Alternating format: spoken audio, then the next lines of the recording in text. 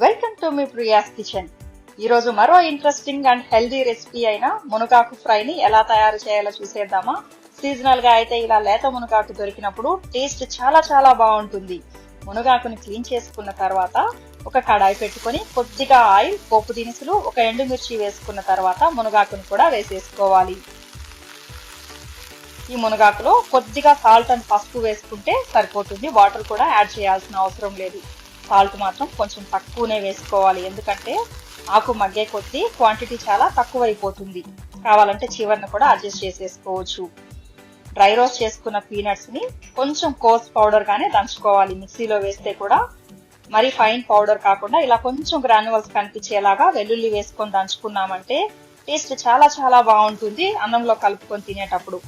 ఇలా కారం వేసుకొని మిక్స్ చేసిన తర్వాత దంచుకున్న పల్లి పొడిని కూడా వేసి కలిపేసుకోవాలి. మునగాకు చాలా హెల్దీ కదండి. సీజనల్ గా దొరికినప్పుడు తప్పకుండా ఇలా సింపుల్ గా చేసేసుకోవచ్చు మనం.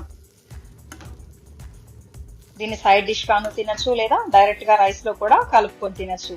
ఇలా వేడి వేడి అన్నంలో కలుపుకొని తింటే ఎమ్మి ఎమ్మిగా చాలా బాగుంటుంది. Thank you for watching me Priya's kitchen. Don't forget to like, share, subscribe.